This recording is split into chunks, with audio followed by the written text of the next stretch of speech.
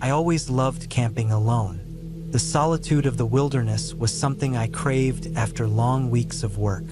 The idea of being surrounded by nothing but nature, away from the constant hum of city life, gave me peace. So when I managed to take a few days off, I packed my gear and headed to a secluded spot deep in the mountains, a place I had scouted on a hiking trip a year ago. It wasn't marked on any popular maps, and that's what made it perfect. The drive to the trailhead was uneventful. I arrived just before noon, parked my car at the small dirt lot, and double-checked my supplies. I had everything: my tent, sleeping bag, food for 3 days, a water filter, a first aid kit, and a satellite phone just in case. After tightening the straps on my backpack, I set off into the forest. The hike to the campsite was challenging but rewarding. The trail wound through dense trees, crossed a narrow stream, and climbed steadily uphill. I was sweating by the time I reached the clearing, but the view made it all worth it. The spot overlooked a wide valley, with distant peaks on the horizon and a thick forest below.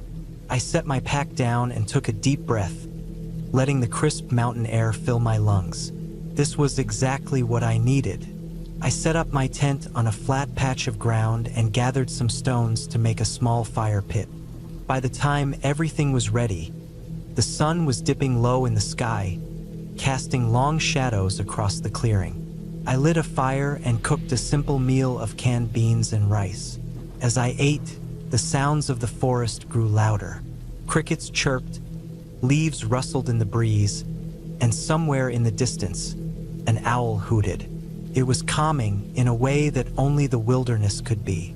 The first night passed without incident. I woke up early the next morning to the sound of birdsong and decided to explore the area. Leaving most of my gear behind, I packed a small day bag with some snacks, water, and my knife. The forest was dense, with thick undergrowth and towering trees. I followed a game trail that led deeper into the woods, stopping occasionally to take in the beauty around me. The sunlight filtered through the canopy, creating dappled patterns on the forest floor. About an hour into my hike, I stumbled upon something unusual. It was a small clearing, but what caught my attention was the ground. The dirt was disturbed, as if something had been dug up recently. Piles of loose soil lay scattered around, and there were faint indentations that looked like footprints. They were larger than any humans I had ever seen. I felt a prickle of unease but brushed it off. Maybe a bear had been digging for roots or insects. Still, the sight stayed with me as I continued my walk. As the day wore on, I decided to head back to camp. The return journey was uneventful, but I couldn't shake the feeling of being watched. Every now and then, I'd stop and look over my shoulder, but the forest was still. The only sounds were the crunch of my boots on the ground and the occasional rustle of leaves. By the time I reached my tent, the sun was low in the sky, and I was relieved to be back. That night, things took a strange turn. I was lying in my tent, half asleep, when I heard a noise outside. It was faint at first, like something moving through the underbrush. I sat up, my heart pounding. The sound grew louder, closer. It wasn't the quick, light steps of a deer or the scurrying of a smaller animal. These were deliberate, heavy footsteps. I reached for my flashlight and unzipped the tent just enough to peek outside. The fire had burned down to embers, casting a dim orange glow across the clearing. I scanned the area, but I couldn't see anything unusual. The footsteps had stopped. I listened for several minutes, every muscle in my body tense, but the forest was silent. Eventually, I convinced myself it was nothing and crawled back into my sleeping bag. Sleep didn't come easily that night. The next morning, I stepped out of my tent and froze. The ground around my campsite was disturbed, much like the clearing I had found the day before. Loose dirt was scattered everywhere, and there were more of those strange footprints. They circled my tent and led off into the woods. My stomach churned as I tried to make sense of it. If it was a bear, Why would it walk around my tent like that? And those prints, they didn't look like any animal tracks I'd seen before. I decided to stay close to camp that day. I spent the morning gathering firewood and reinforcing my fire pit. Every so often, I'd pause and scan the trees, looking for any sign of movement. The forest felt different now, less inviting. It was as if the trees themselves were watching me. I told myself I was being paranoid, but the feeling wouldn't go away. By late afternoon, I had collected enough wood to last the night. I built a large fire and sat by it, trying to shake off the unease. As the sun dipped below the horizon, the forest came alive with sounds. But this time, they didn't comfort me. Every snap of a twig, every rustle of leaves set my nerves on edge. I ate a quick dinner and decided to turn in early. The night was worse than the one before. I was woken up several times by noises outside, branches snapping, leaves crunching. At one point, I thought I heard breathing, low and heavy, just outside my tent. I stayed perfectly still, clutching my knife, too scared to move. The sounds eventually faded, but sleep was impossible. When dawn finally broke, I made up my mind. I was cutting the trip short. This wasn't the peaceful retreat I had envisioned. Something was out there, and I didn't want to stick around to find out what. I packed my gear as quickly as I could, constantly glancing over my shoulder. The forest was eerily quiet, as if holding its breath. The hike back to the trailhead was nerve-wracking. Every sound made me jump, and I kept imagining something lurking just out of sight. About halfway down the trail, I noticed something that made my blood run cold. The footprints were back. They followed the trail, overlapping my own from the day before. Whatever had been near my campsite had followed me on my hike. I quickened my pace, practically jogging down the trail. My pack felt heavier with each step, and my breathing grew ragged. The forest seemed to close in around me, the trees pressing closer. When I finally saw the parking lot through the trees, I almost cried with relief. But my relief was short-lived. As I approached my car, I noticed something was wrong. The driver's side door was open, and the inside was a mess. Papers were strewn across the seats, and my glove compartment had been emptied. My first thought was that someone had broken in, but then I saw them. The same large footprints leading away from the car and back into the woods. I didn't waste any time. I threw my pack into the trunk, jumped into the driver's seat, and started the engine. As I drove down the dirt road, I kept checking my rearview mirror, half expecting to see something burst out of the trees behind me. It wasn't until I reached the main highway that I started to feel safe. Even now, weeks later, I can't explain what happened. I've gone over it in my mind countless times, trying to find a logical explanation. Maybe it was just an animal, or maybe someone was messing with me. But those footprints, they didn't belong to any animal I know. Whatever it was, I'm not sure I want to find out. One thing's for sure, I won't be camping alone again anytime soon. I never considered myself an outdoorsy type. Sure, I had a couple of camping trips under my belt, but they were nothing extraordinary. A few nights at campgrounds with friends, complete with pre-packed meals and nearby bathrooms. So when I got an offer to house sit for a distant family friend, someone my mom knew through some convoluted network of acquaintances, I thought it would be a change of pace. Their cabin was deep in the woods, about 50 miles from the nearest town. They promised peace, quiet, and plenty of time to focus on my writing, something I'd been putting off for months. The drive out there was beautiful but lonely. Rolling hills turned into dense forests, the highway shrinking to a narrow, winding road that seemed to stretch forever. The further I went, the fewer cars I saw. By the time I reached the turnoff to the cabin, the road was more gravel than pavement, surrounded by towering pines that cast long shadows even in the late afternoon. The cabin itself was quaint, almost picturesque. It sat in a small clearing with a front porch that faced a lake. The water was calm, reflecting the sky like a mirror.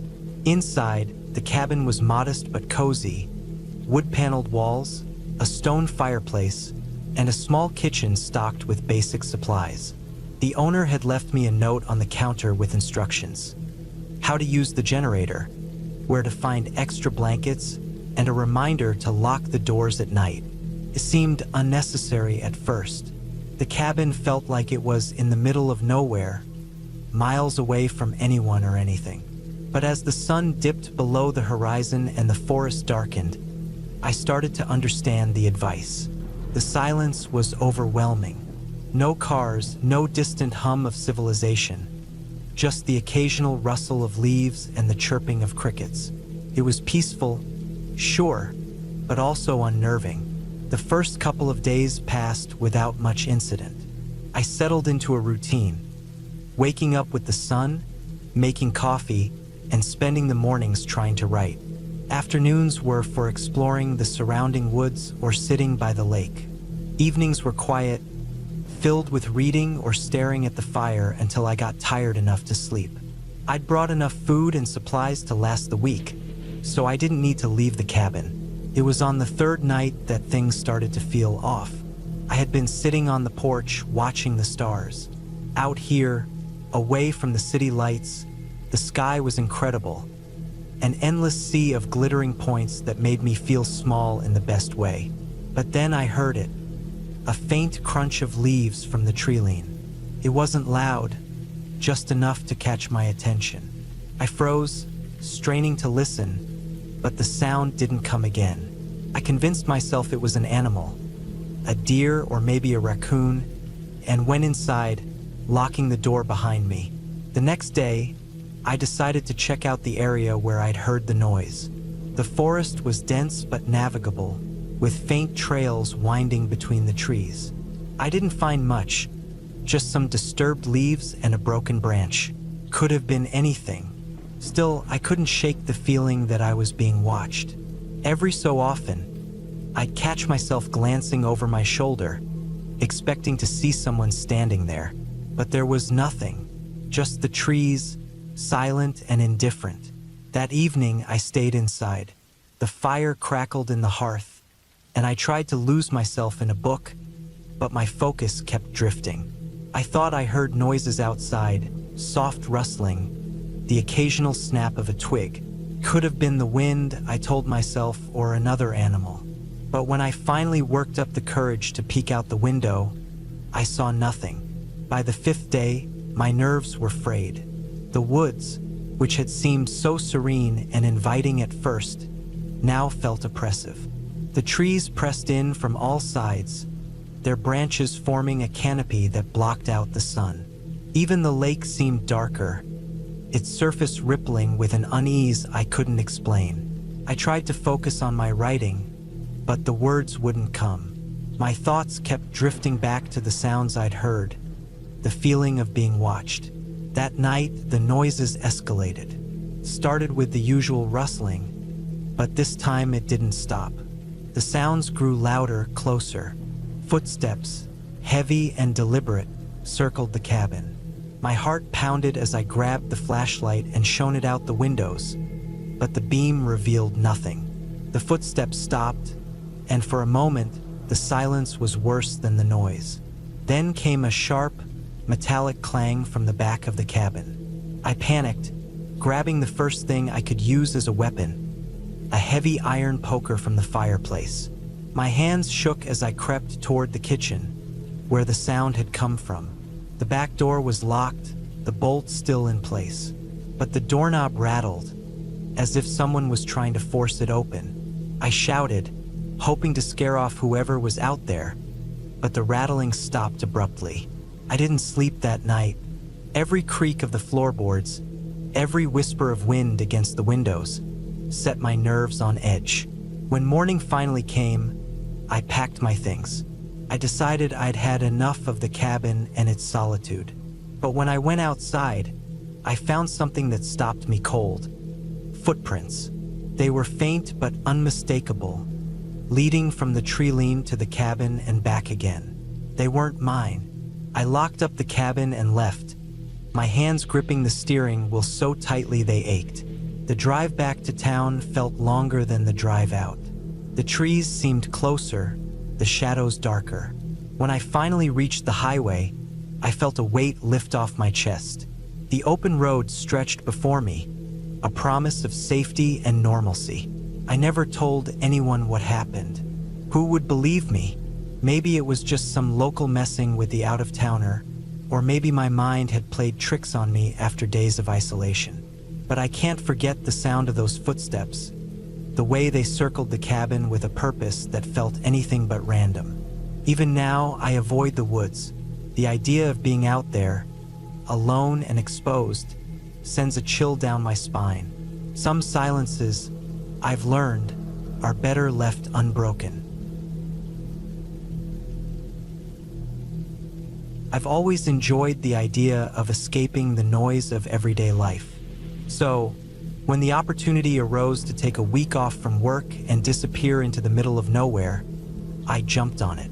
My destination was a remote region of dense forest, a place I'd found on a topographic map, tucked far away from any marked trails or towns. It wasn't a campsite or a park, just wilderness, the perfect retreat. I packed everything I'd need: a sturdy tent, enough food for a week, a water filtration system, a map, compass, and a fully charged satellite phone for emergencies. My car could only take me so far, and from there, I'd hike roughly 15 miles into the forest to reach my chosen spot. I'd planned every detail meticulously. This was supposed to be my sanctuary. The hike in was uneventful. The air was crisp, and the late autumn leaves crunched underfoot. The farther I walked, the quieter the world became. By the time I reached the location I'd marked on the map, I felt entirely disconnected from the rest of humanity. I set up my tent near a small clearing by a creek, the sound of running water adding to the peaceful atmosphere. It was perfect. The first 2 days were bliss. I spent my time gathering firewood, reading, and just soaking in the solitude. Nights were cold, but my gear kept me warm, and the stars overhead were brighter than I'd ever seen. I felt at peace, miles away from anyone or anything. But by the third day, something began to feel off. It started subtly, just a prickling sensation at the back of my neck, as though I was being watched. I brushed it off as paranoia. After all, I'd been alone for days. Maybe my mind was playing tricks on me. Still, I couldn't shake the feeling. That evening, while gathering wood for the fire, I found something strange. A branch near my campsite had been snapped. Not fallen naturally, but broken cleanly at an odd angle. It didn't seem like the work of an animal. It looked deliberate. I stood there for a long moment, scanning the woods, but I didn't see or hear anything unusual. Maybe it had been the wind, I told myself, though I didn't entirely believe it. That night, I struggled to sleep. Every sound seemed amplified in the darkness. The rustle of leaves, the occasional crack of a branch, things I'd ignored before now felt ominous. I kept telling myself it was nothing, that I was overreacting, but I couldn't shake the unease. Eventually, exhaustion won out and I drifted off. I woke up abruptly in the middle of the night. The forest was eerily silent, the kind of silence that makes your skin crawl. Something had changed, but I couldn't put my finger on what. I lay there, listening, heart pounding in my chest, and then I heard it. A faint crunch of leaves, distant but unmistakable. Footsteps. I froze, straining my ears. The steps were slow, deliberate, and getting closer. I stayed completely still, barely breathing. After what felt like an eternity, the sound stopped. I didn't dare move. Hours passed, or at least it felt like hours, before the first light of dawn filtered through the trees. Only then did I feel safe enough to peek outside my tent. There was nothing there, no signs of anyone. But the ground near my tent had fresh footprints, human footprints. Panic set in. I was miles from civilization, and someone else was out here with me. Someone who'd been close enough to my tent in the middle of the night to leave footprints. My mind raced. Who were they? What did they want? I decided then and there that I couldn't stay. I packed up my gear as quickly as I could, constantly glancing over my shoulder, half expecting to see someone watching me from the trees. The hike back was grueling. Every sound set me on edge. I'd never felt so exposed. By the time I reached my car, I was physically and mentally drained, but I wasn't safe yet. The forest road was narrow and winding, barely more than a dirt path, and I had to drive slowly to avoid damaging my car. The feeling of being watched hadn't left me. Every so often, I'd glance in the rearview mirror, half expecting to see someone following me, but the road was empty. I finally reached a paved road and let out a breath I hadn't realized I'd been holding. I'd made it out. I drove straight home, my mind racing the entire way. Who had been out there? What were they doing so far from any trails or towns? And why had they come so close to my tent in the middle of the night? I'll probably never know. But one thing is certain. I won't be going back to the middle of nowhere anytime soon. I never planned on ending up in the middle of nowhere.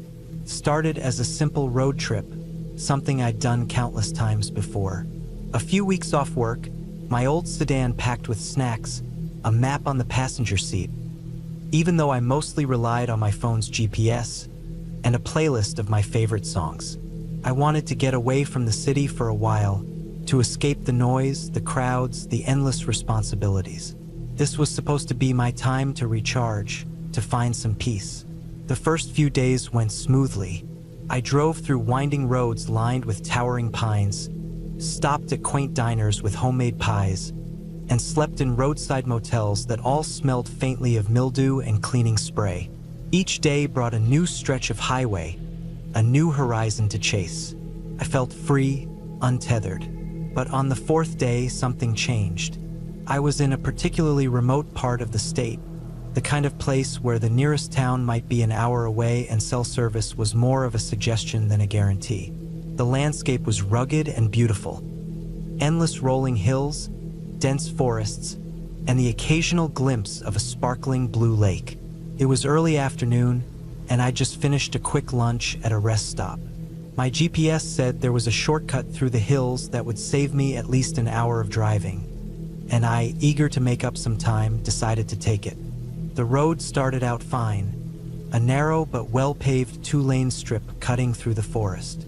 The trees formed a canopy overhead, dappling the road with shifting patterns of light and shadow. I rolled down the windows, letting the cool, pine-scented air fill the car. For a while, I was completely at peace, but as I drove deeper into the hills, the road began to change. The pavement gave way to gravel and the gravel to dirt.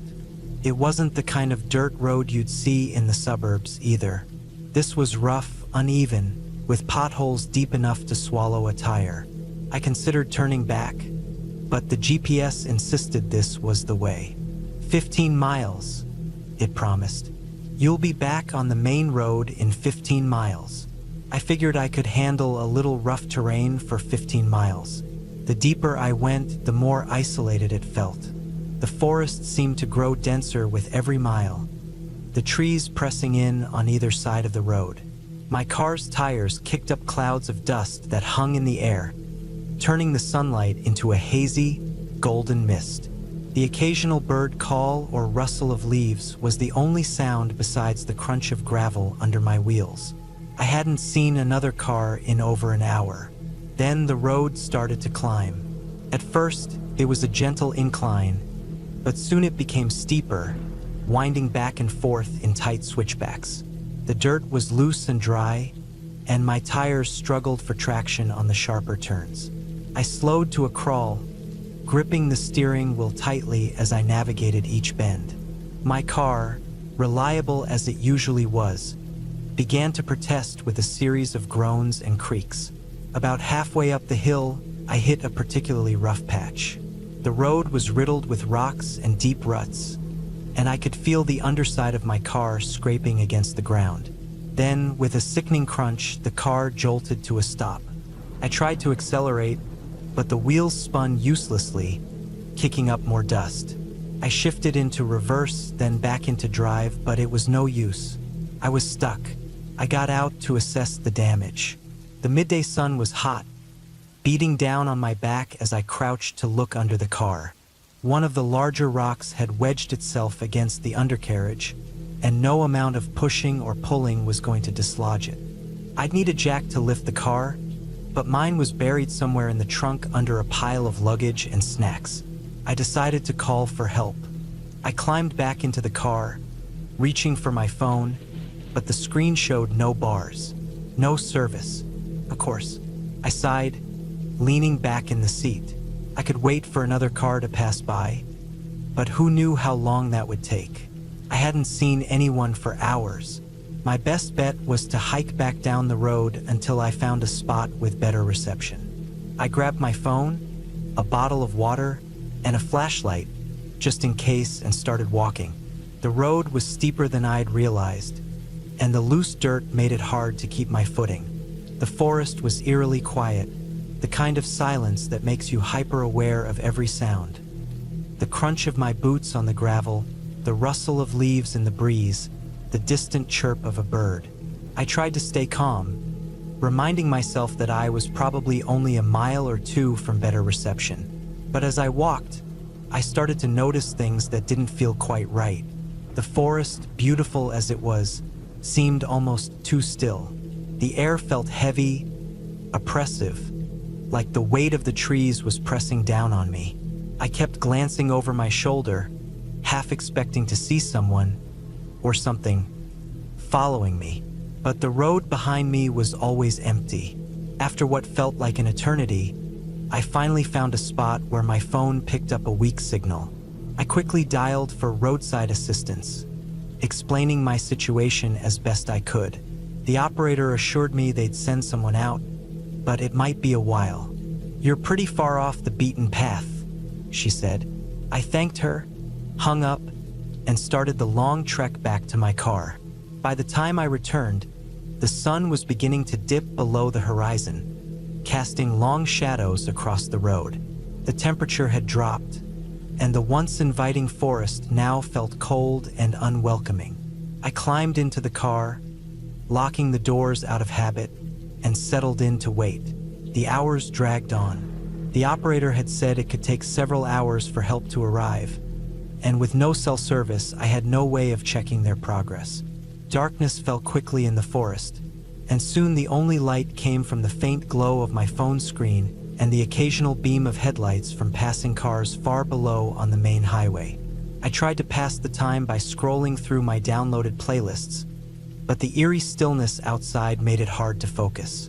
Every little sound, the creak of the car settling on its suspension, the rustle of leaves in the wind, the distant hoot of an owl, made my heart race. I kept telling myself there was nothing to worry about, that I was just letting my imagination get the better of me.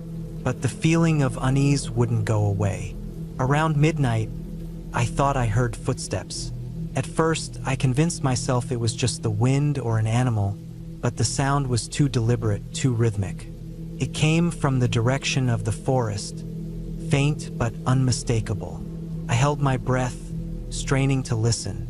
The footsteps grew louder, closer, until they seemed to stop just outside the car. I stared out the window, my heart pounding in my chest. The darkness was impenetrable, and my flashlight was buried somewhere in the back seat. I fumbled for it, turning it on and shining the beam into the trees. Nothing, just the dense tangle of branches and shadows. But the feeling of being watched was overwhelming. I stayed like that for hours, flashlight in hand, scanning the forest for any sign of movement. The footsteps didn't return, but the sense of unease lingered. By the time dawn broke, painting the sky in shades of pink and orange, I was exhausted but relieved to see the sun. Help arrived a few hours later. A tow truck rumbled up the road, the driver's cheerful wave a welcome sight. He quickly assessed the situation, using a jack to lift the car and remove the rock. As he worked, I told him about the footsteps, half expecting him to laugh it off. But he didn't. Instead, he nodded solemnly. "This area's pretty remote," he said. "You'd be surprised how many folks live off the grid out here. Some of them don't take too kindly to strangers." I didn't press for details. Once the car was free, I thanked him profusely and got back on the road, eager to put the whole experience behind me. But as I drove away, I couldn't shake the feeling that I'd been watched, that someone, or something, had been out there in the woods that night. Even now, months later, I can't bring myself to take another road trip. The freedom I once loved now feels like a dangerous gamble, a risk I'm no longer willing to take. The memory of those footsteps and the oppressive stillness of that forest haunts me. I've learned to appreciate the safety of the familiar, the comfort of knowing I'm never truly alone. It was supposed to be a simple solo camping trip, a way to clear my head and escape from the humdrum of everyday life. I had always loved the outdoors, the stillness of nature, and the solitude of being completely alone under a canopy of stars. But nothing could have prepared me for the chain of events that would unfold. I chose a remote area in the Pacific Northwest, far from any towns or marked trails. It was a spot recommended by an online forum for experienced backpackers, a hidden gem, they called it. To reach it, I had to park my car on a dirt road and hike nearly 10 miles through dense forest. The trail was unmarked, and I relied on a combination of GPS, a printed map, and my own sense of direction to navigate. The journey was grueling, with steep inclines, muddy patches, and thick underbrush, but I felt a sense of accomplishment as I reached the clearing where I planned to set up camp. The clearing was perfect. Tall pines surrounded the area, their tops swaying gently in the breeze. A small stream trickled nearby, providing a constant, soothing sound. I pitched my tent near the edge of the clearing, where the ground was level and the trees offered some shade. By late afternoon, my camp was fully set up. The tent was staked, my gear was organized, and a small fire pit was ready to be lit. I felt a deep sense of satisfaction, the kind that only comes from hard work and self-reliance. As the sun dipped below the horizon, the forest came alive with sounds. Crickets chirped, frogs croaked, and the occasional rustle of leaves hinted at small animals moving through the underbrush. I sat by the fire, eating a simple meal of dehydrated pasta and sipping hot tea. The stars began to appear, one by one, until the sky was a glittering expanse of light. I felt at peace, completely disconnected from the chaos of modern life. That peace was short-lived. The first sign of trouble came in the middle of the night. I woke to a faint noise outside my tent, a soft but distinct crunching sound. At first, I dismissed it as a deer or some other nocturnal animal. But as I lay there, straining to listen, the noise grew louder and more deliberate. It wasn't the random rustling of an animal foraging for food. It was the sound of footsteps, slow and measured, circling my tent. My heart pounded as I reached for my flashlight and pocket knife. The beam of light cut through the darkness as I unzipped the tent and shone it outside. The clearing was empty. The trees stood silently, their shadows long and eerie under the moonlight.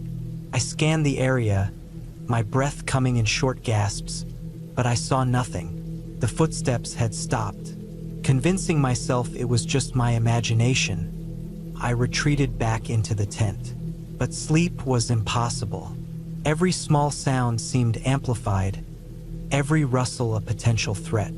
I lay awake, gripping the knife tightly, until the first light of dawn filtered through the fabric of the tent.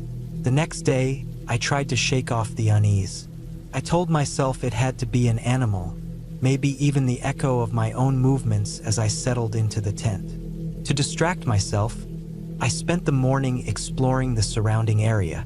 The forest was beautiful, with towering trees, moss-covered rocks, and patches of wildflowers. I followed the stream for a while, marveling at its crystal-clear water and the occasional flash of a trout darting through the current. By midday, I felt more relaxed. The sunlight streaming through the trees made everything seem less ominous, and I started to enjoy the solitude again. I even found a small waterfall a short distance upstream, its cascading water creating a mist that sparkled in the sunlight. I sat there for a while, letting the sound of the rushing water wash over me. But the feeling of unease returned that evening. As I cooked my dinner over the campfire, I couldn't shake the sensation of being watched. The hairs on the back of my neck stood on end, and I found myself constantly glancing over my shoulder. The forest, which had seemed so inviting during the day, now felt oppressive. The shadows between the trees seemed darker, deeper, as if they were hiding something. That night, the footsteps returned. This time, they were louder, more insistent. They circled the tent again, stopping and starting as if whoever or whatever was out there wanted me to know they were there. My heart raced as I clutched the knife, my mind racing with possibilities. Was it a bear? A mountain lion? Or something worse? I didn't dare look outside. Instead, I sat there in the dark, every muscle in my body tense, listening to the sound of those deliberate steps. They continued for what felt like hours before finally fading away. When dawn broke, I emerged from the tent, exhausted and on edge. The clearing was empty, just as it had been the previous night. But this time, I noticed something that made my blood run cold. Footprints. Human footprints circling my tent. Panic set in. I knew I had to leave. I quickly packed up my gear, constantly glancing around the clearing, expecting to see someone emerge from the trees. The hike back to my car was the longest and most nerve-wracking journey of my life. Every snap of a twig, every rustle of leaves, sent my heart racing. I kept looking over my shoulder, convinced I was being followed. When I finally reached my car, I threw my gear into the back seat and sped off without a second glance. As the miles between me and the forest grew, I started to feel a sense of relief. But that relief was short-lived. A week later, I was scrolling through the news when I came across a headline that made my stomach drop. Missing hiker found dead in remote forest. The article described a man who had been found not far from the area where I had camped. He had been missing for several days, and his body showed signs of a struggle.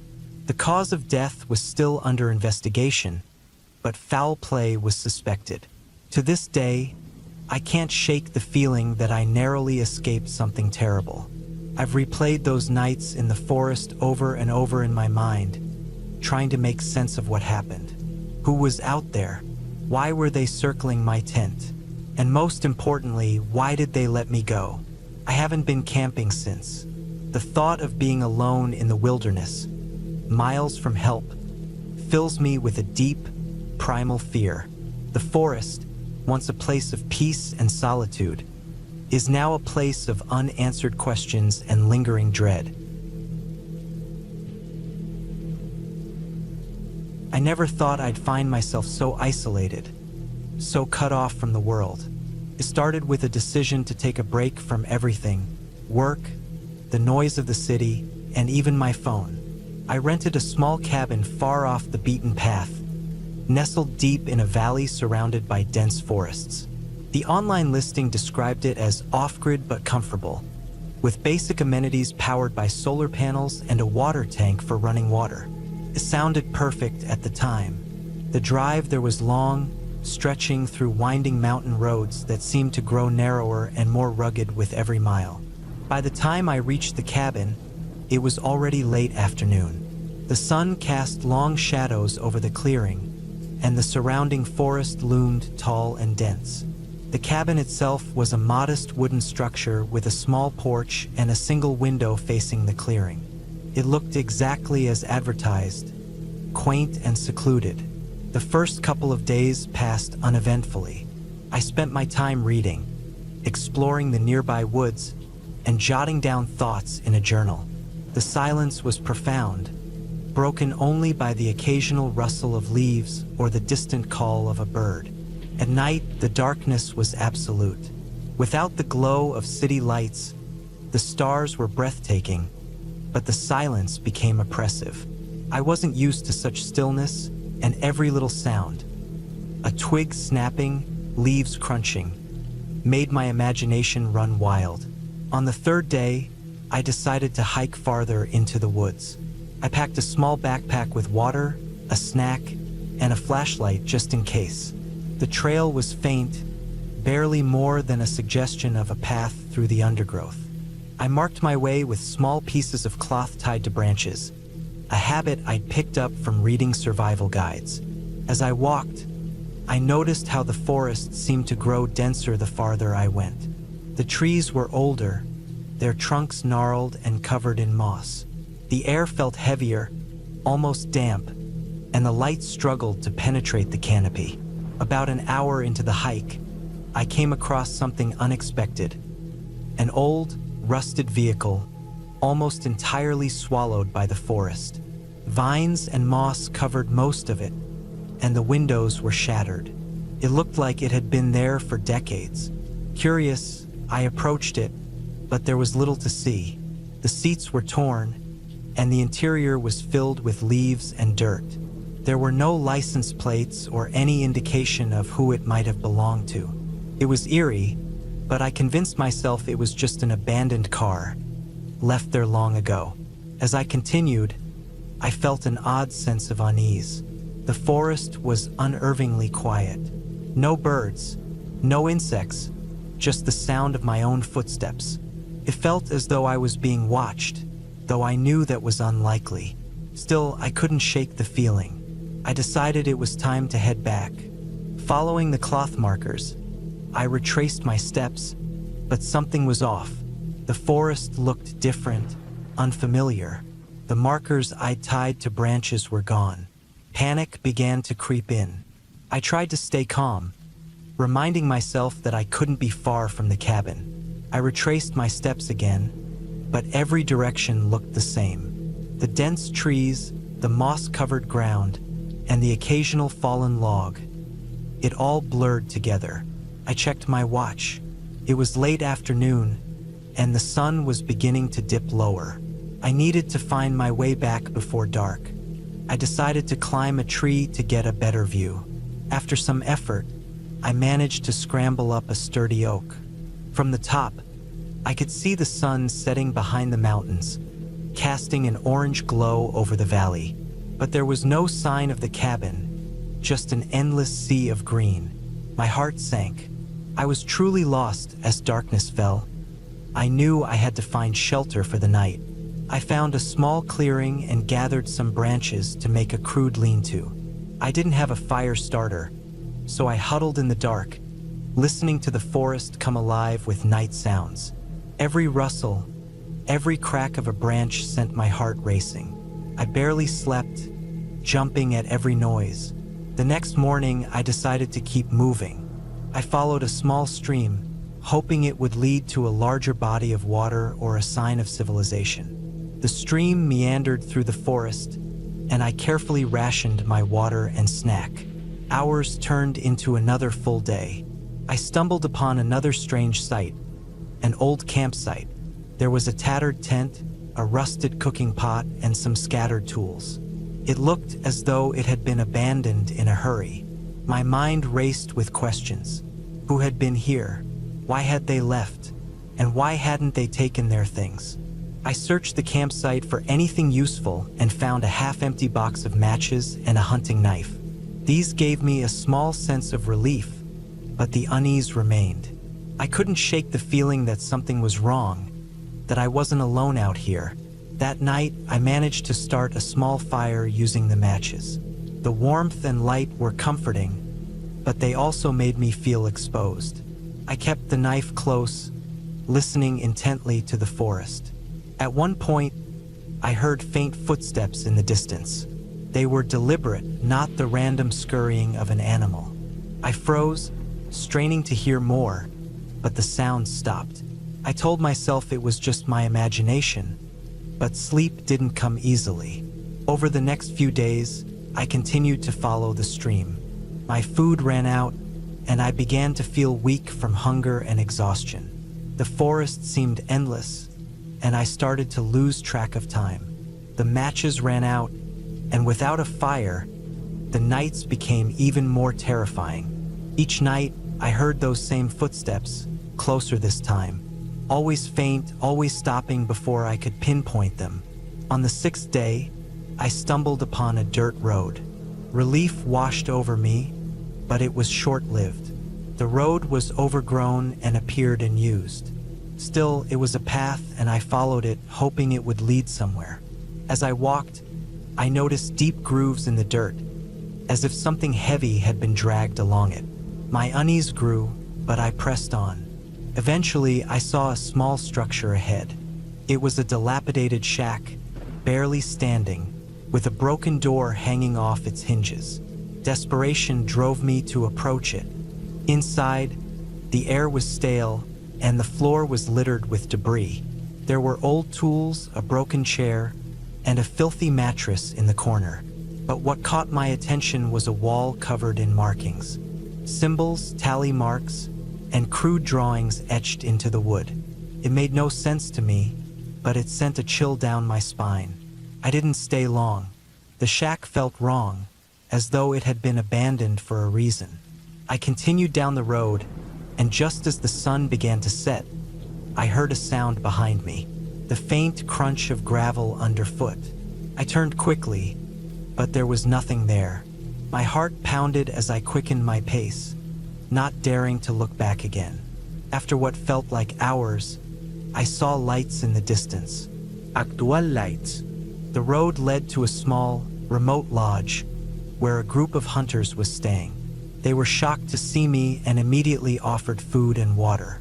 I told them I'd gotten lost while hiking, leaving out the stranger details of my ordeal.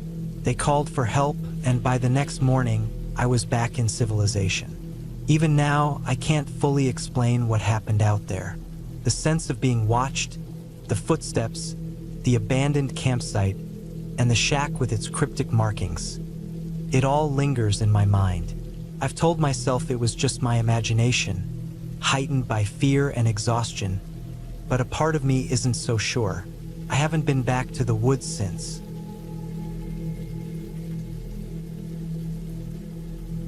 I'll never forget the time I found myself stranded in the middle of nowhere. It started as a planned solo road trip through the vast expanses of the Midwest, a journey I'd always dreamed of. I had this romantic idea of the open road, the kind you see in movies, endless stretches of asphalt cutting through barren lands, with nothing but the horizon ahead. I'd packed my car with all the essentials: snacks, water, a first aid kit, a map, and even a small tent just in case. What I hadn't planned for was everything going wrong all at once. It was late September, and the weather was cool, just perfect for a drive. The sky was a crisp blue, and the sun hung low as I passed through small towns and rolling fields. I've been driving for hours without seeing another car, and I loved the solitude. Felt like I had the whole world to myself. That is, until I heard the first ominous sign of trouble, a sputtering sound from my engine. I glanced at the dashboard, and my stomach sank when I saw the check engine light glaring back at me. I tried not to panic. I was a few hours away from the next major town, but I'd passed a small gas station about 20 miles back. I figured I'd turn around and get it checked out there. As I made the U-turn, the sputtering grew worse, and within minutes, the car came to a complete stop. I tried turning the key in the ignition, but all I got was a dull clicking sound. The engine was dead. I stepped out of the car and surveyed my surroundings. The road stretched endlessly in both directions, flanked by dry, scrubby plains that seemed to go on forever. There wasn't a house, a tree, or even a fence in sight, just flat land under the vast sky. I pulled out my phone, only to find there was no signal. I tried climbing onto the roof of the car, holding my phone high, but it was useless. I was completely cut off. I told myself to stay calm. I had water, snacks, and a blanket. It was just a matter of waiting for another car to pass. But as the hours dragged on and the sun dipped below the horizon, the reality of my situation began to sink in. I hadn't seen another vehicle all day. This road was more desolate than I'd imagined. Night fell quickly, and with it came a cold that seeped into my bones. I wrapped myself in the blanket and huddled in the back seat, trying to conserve warmth.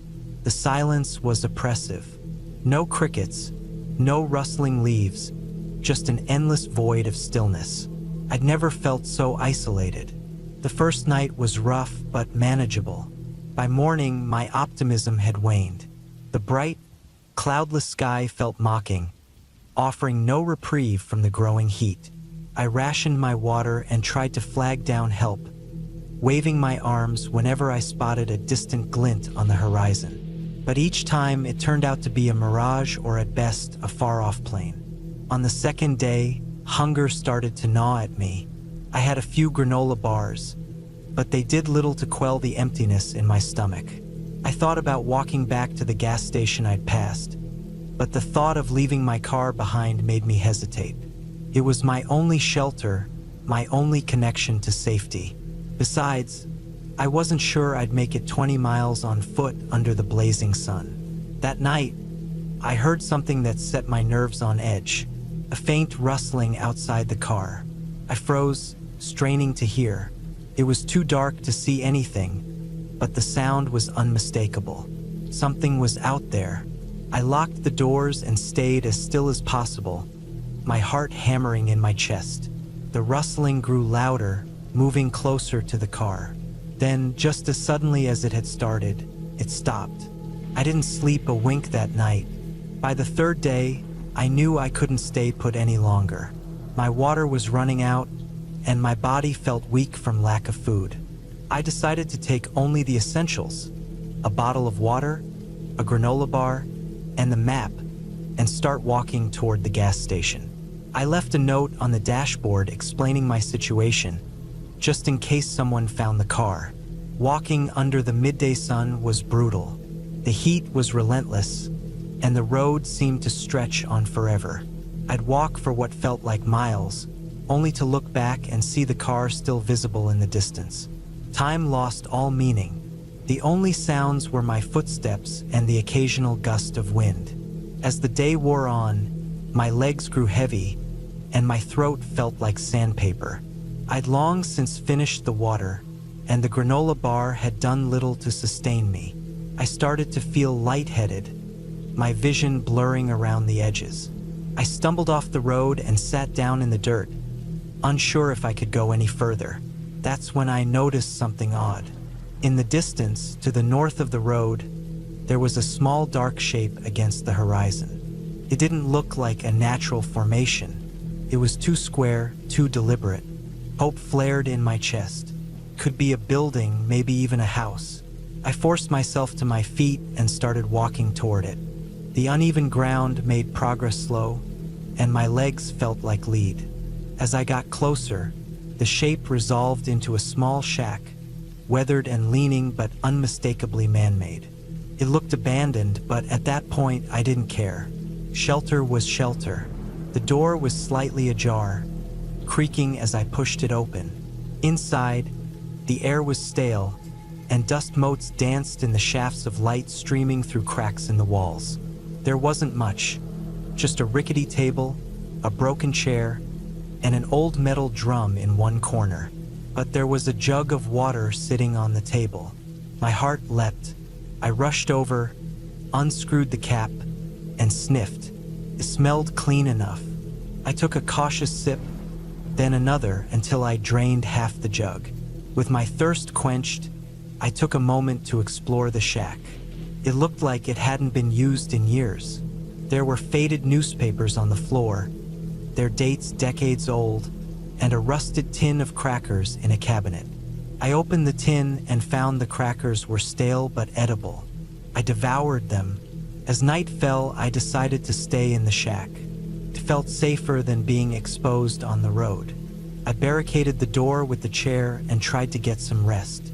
But sleep didn't come easily. The rustling sounds returned, louder this time, and accompanied by faint scratching at the walls.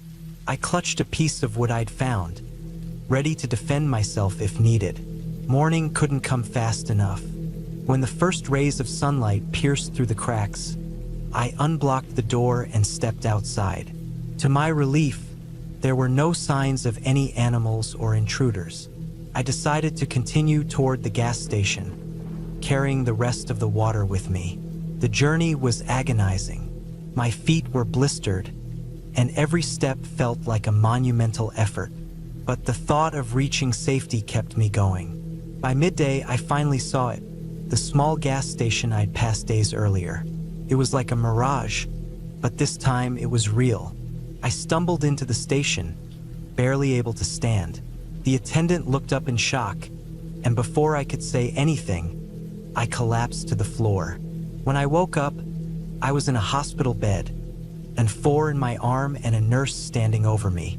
She told me I'd been severely dehydrated and malnourished but would recover. Looking back, I'm still haunted by those days in the middle of nowhere. I've never felt so close to the edge, so completely at the mercy of the elements. But I learned something important. The human will to survive is stronger than we realize. Even when everything seems hopeless, there's a part of us that keeps pushing forward, refusing to give up. And sometimes that's enough to make it through.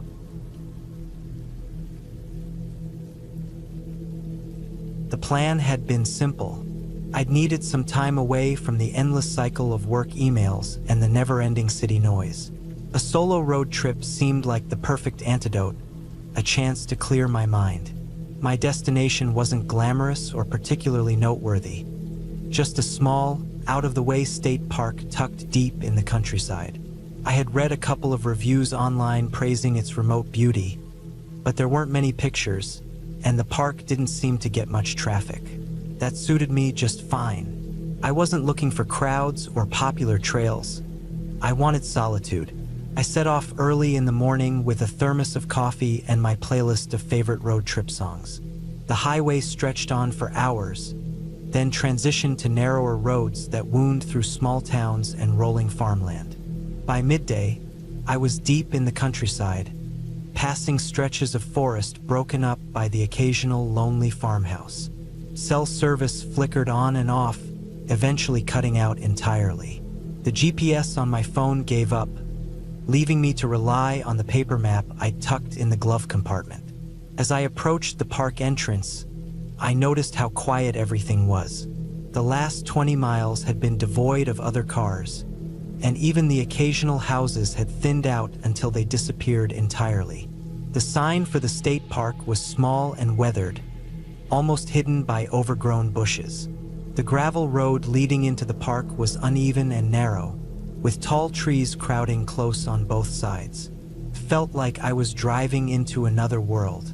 The parking lot was little more than a clearing in the woods, big enough for maybe 10 cars, though mine was the only one there. I parked near a wooden information board that looked like it hadn't been updated in years. A faded map of the park was tacked to the board, its edges curling. There were no marked trails on the map, just a rough outline of the park boundaries and a few dotted lines indicating old logging roads. A small warning at the bottom advised visitors to carry a compass and let someone know their plans. I didn't have a compass, but I figured I wouldn't wander too far. The day was clear and sunny, and I had plenty of daylight left. I strapped on my backpack, which carried water, snacks, a flashlight, and a first aid kit. Better to be over-prepared, I thought. I also grabbed a small folding knife and slipped it into my pocket. Not that I expected to need it, but it felt reassuring. The trail, if you could call it that, was little more than a faint path winding into the woods.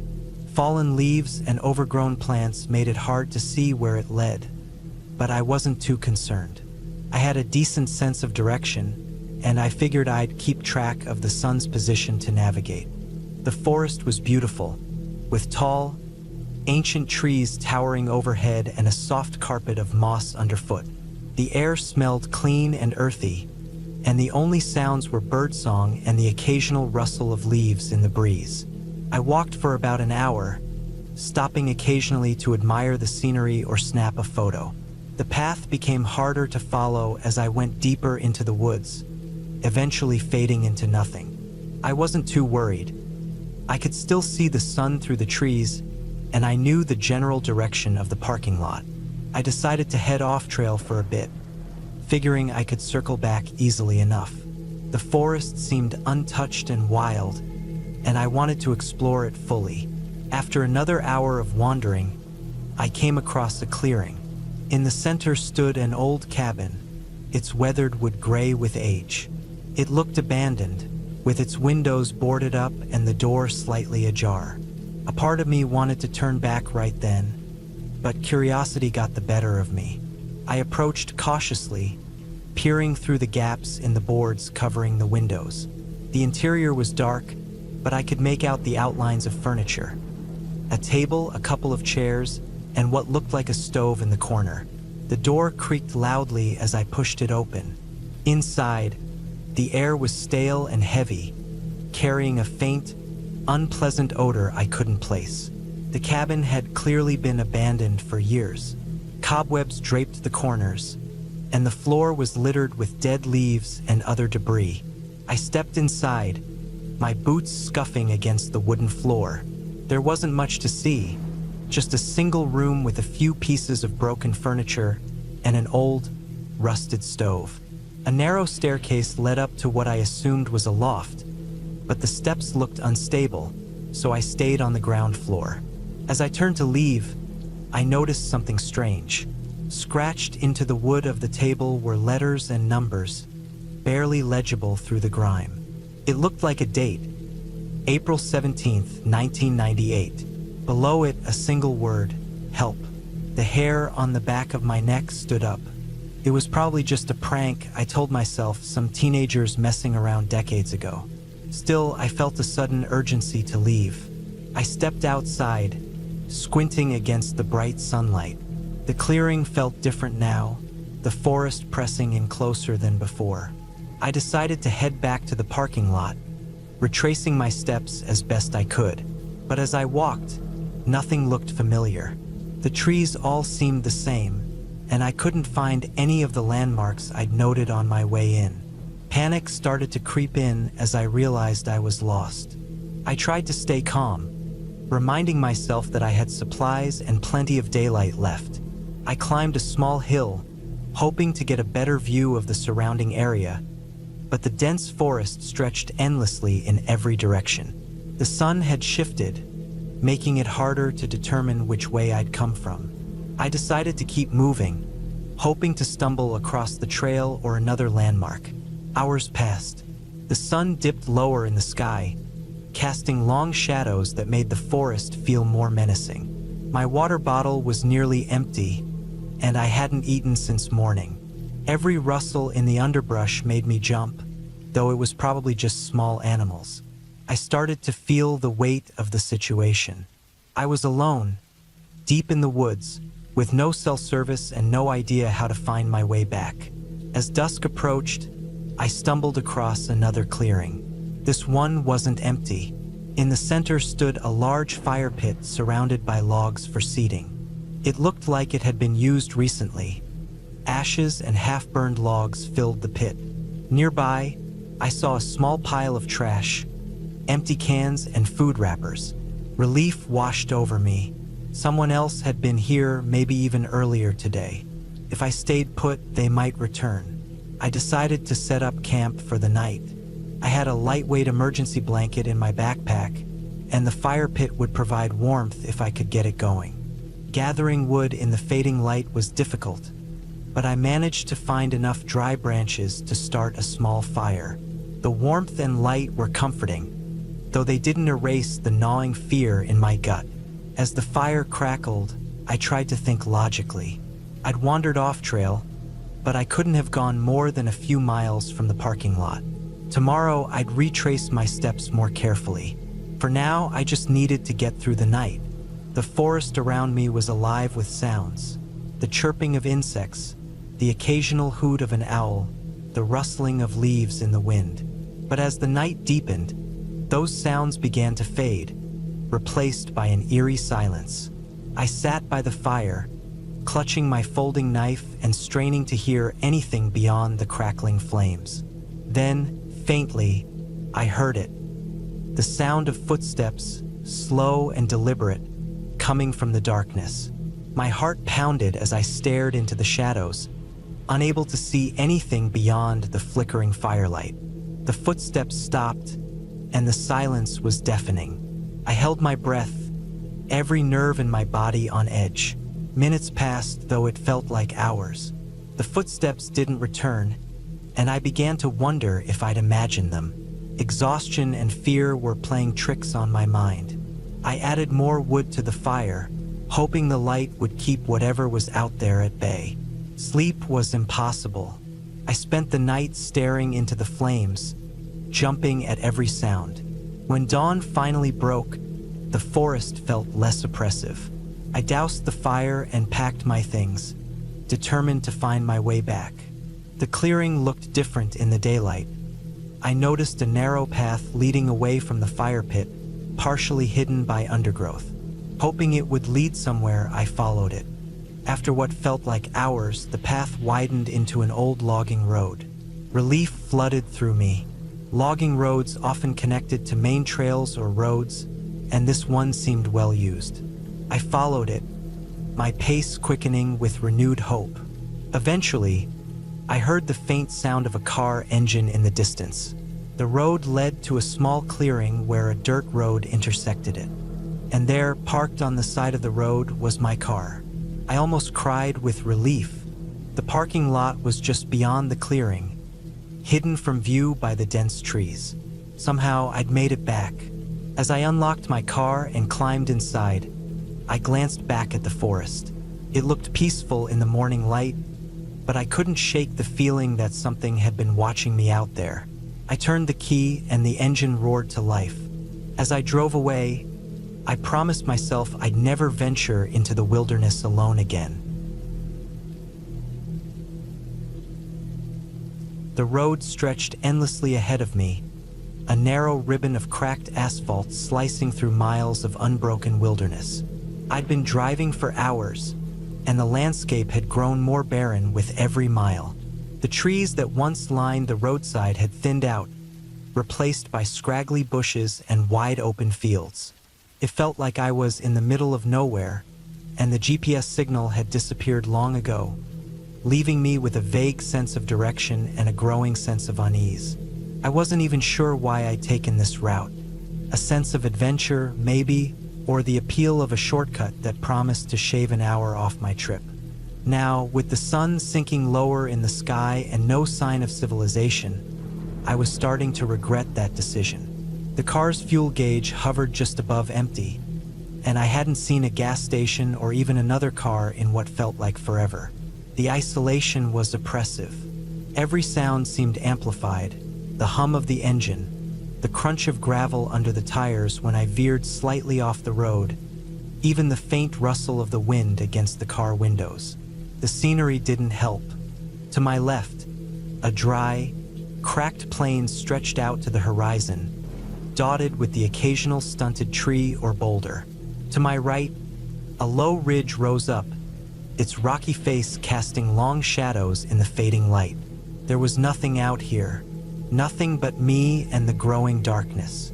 When the car sputtered and died, I wasn't surprised. I coasted to a stop on the shoulder, the engine's final cough echoing in the silence. For a moment, I just sat there, gripping the steering wheel and staring out at the empty road ahead. I tried the ignition a couple of times, but the engine refused to turn over.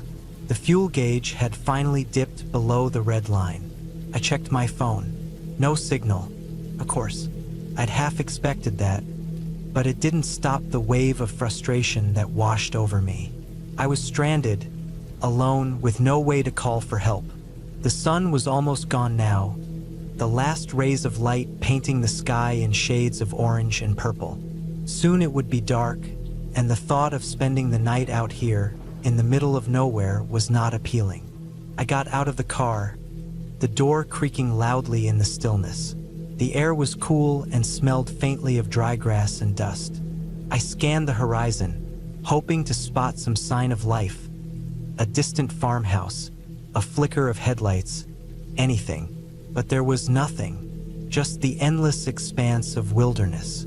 The ridge to my right caught my eye. It wasn't particularly high, but it looked climbable, and from the top, I might be able to see farther.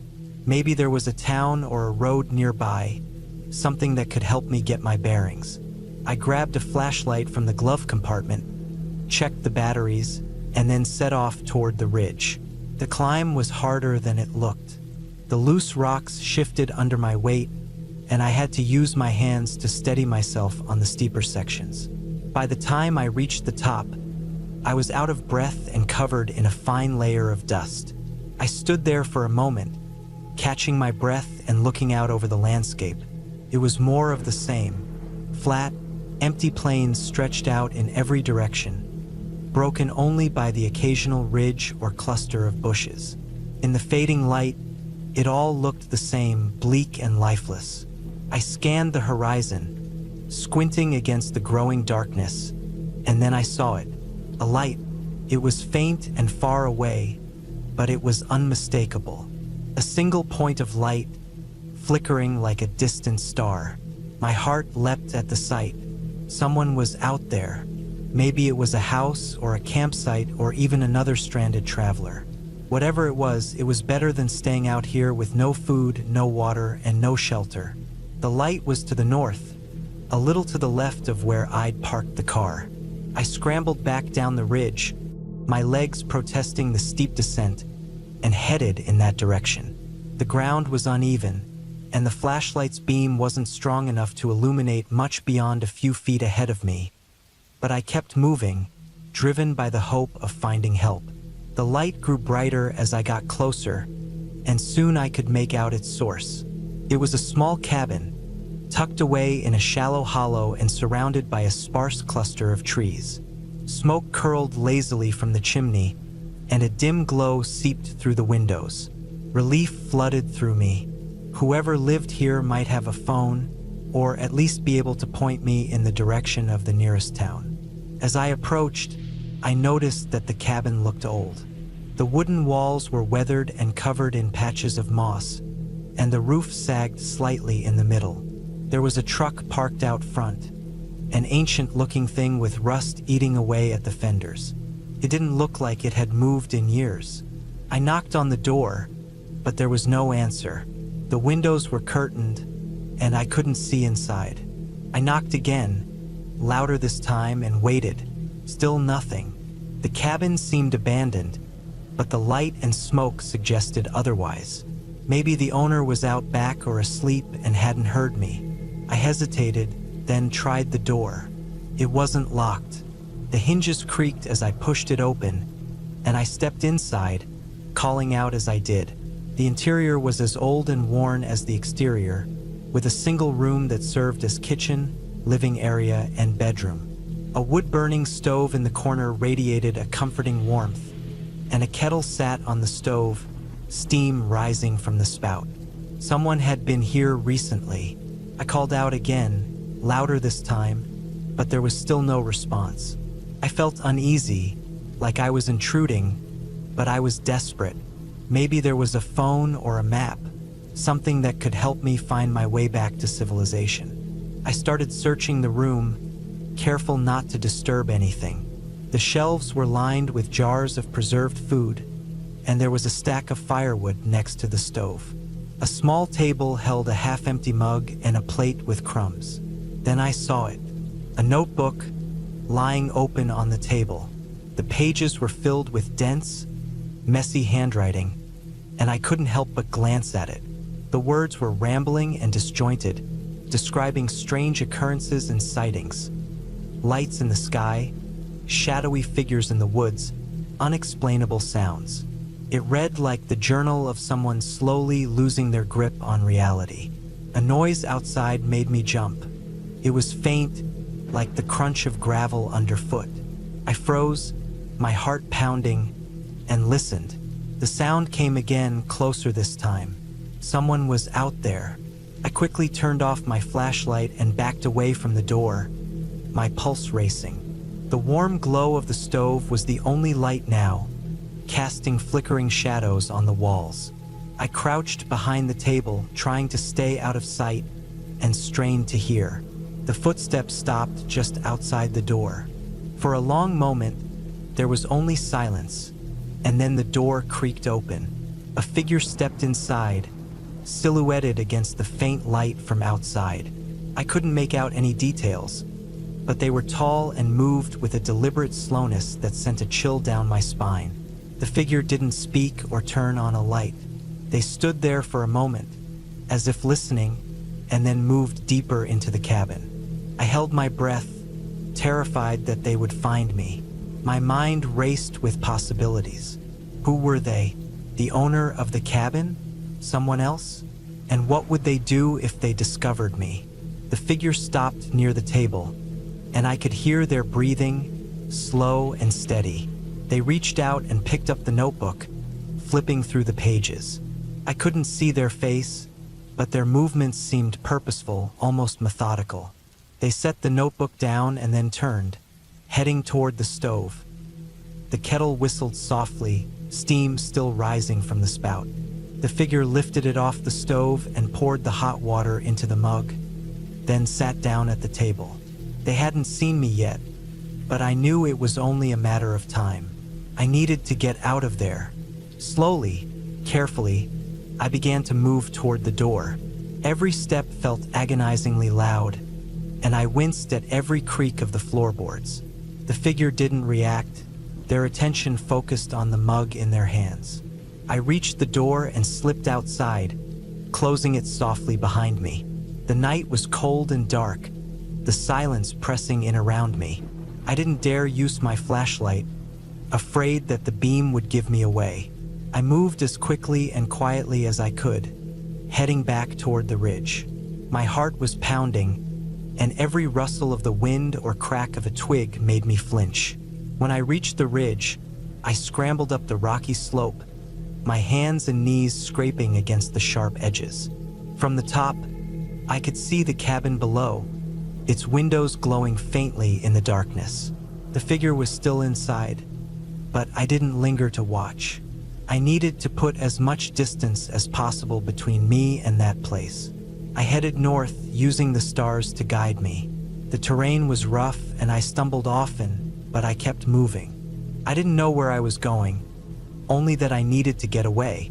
The memory of the figure in the cabin haunted me, and I couldn't shake the feeling that they might be following me. Hours passed, and the night grew colder. My legs ached, and my throat was dry, but I didn't stop. Finally, just as the first light of dawn began to creep over the horizon, I saw something that made me stop in my tracks. A road. It was narrow and cracked, much like the one I'd been driving on, but it was a road. I stumbled onto it, nearly crying with relief, and started walking along it. After what felt like an eternity, I heard the rumble of an engine. A pickup truck appeared in the distance, and I waved my arms frantically, hoping they would stop. The truck slowed and pulled over, the driver leaning out the window to ask if I needed help. I tried to explain what had happened, but my voice was hoarse, and my words tumbled out in a jumbled mess.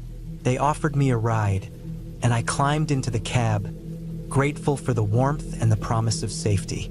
As the truck rumbled down the road, I looked back toward the wilderness I just escaped. The cabin was out there somewhere, hidden among the trees and shadows, but I didn't care. I was done with shortcuts and empty roads. All I wanted now was to get as far away as possible and never look back.